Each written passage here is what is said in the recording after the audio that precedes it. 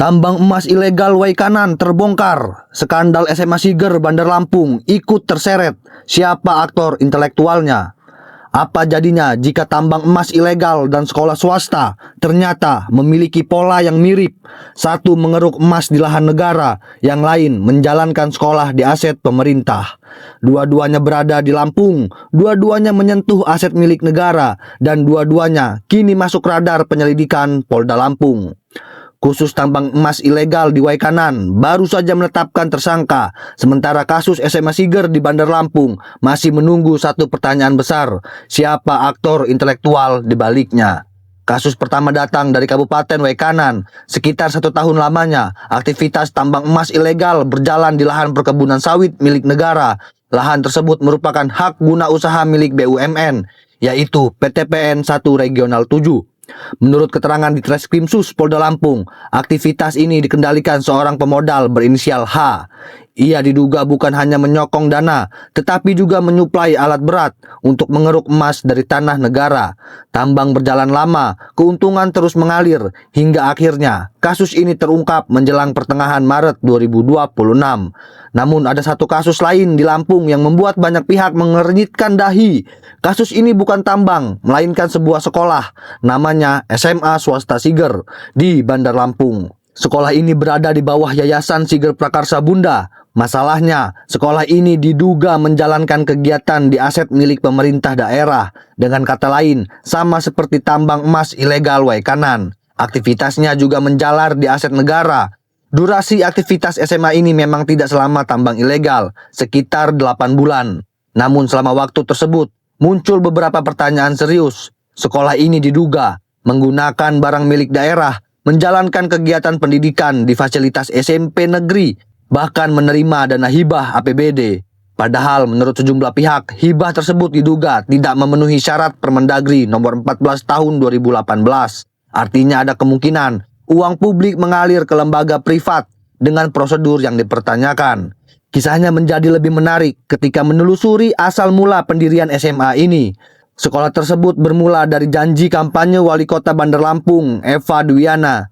Janji itu disampaikan saat kampanye di Pematangwangi, Tanjung Senang pada 16 Oktober 2024. Kemudian pada Agustus 2025, sebuah yayasan didirikan melalui akta notaris. Pengurus yayasan tersebut adalah saudari kembar sang wali kota, Eka Afriana. Yang menarik, Eka Afriana juga menjabat sebagai asisten Setda Kota Bandar Lampung, sekaligus Kepala Dinas Pendidikan dan Kebudayaan. Disinilah kritik mulai bermuncul. Ketua Mahkamah Konstitusi periode sebelumnya, Jimli Asidik, pernah menegaskan prinsip penting. Pejabat publik seperti gubernur, bupati, wali kota, sampai kepala dinas tidak boleh menjadi pengurus yayasan. Mengapa? Karena berpotensi terjadi konflik kepentingan. Jika penjabat mengurus yayasan, maka ada peluang APBD mengalir ke badan hukum privat yang mereka kelola sendiri. Dan inilah yang kini dipertanyakan banyak pihak. Enggak.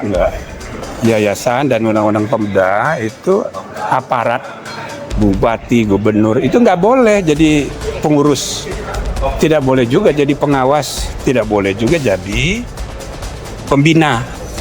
Karena di yayasan itu ada 3 organ, pembina, pengurus, pengawas. Nah, pejabat pun nggak boleh masuk di sini. Kenapa?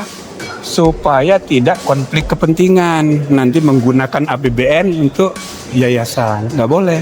Namun yang paling menyentuh bukanlah politiknya, melainkan kondisi para siswa. Siswa tidak pernah belajar komputer, tidak mengenal kegiatan ekstrakurikuler, bahkan raport tidak pernah dicetak. Raport hanya dikirim dalam bentuk file melalui HP. Seorang siswa bahkan mengaku file raportnya hilang.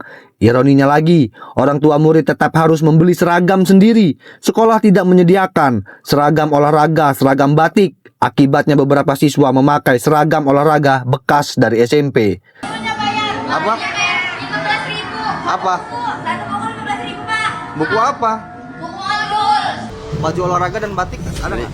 Ada dia. Di Hah? rumah. Ada di rumah. Cuman SMP doang gitu olahraganya. Kalau di sini nggak ada. Dari Sigera belum dikasih? Belum. Belum dikasih? Belum. Nah, ekstrakurikuler ada nggak? Nggak ada. Nggak ada. Iya. Belajar komputer nggak? Nggak.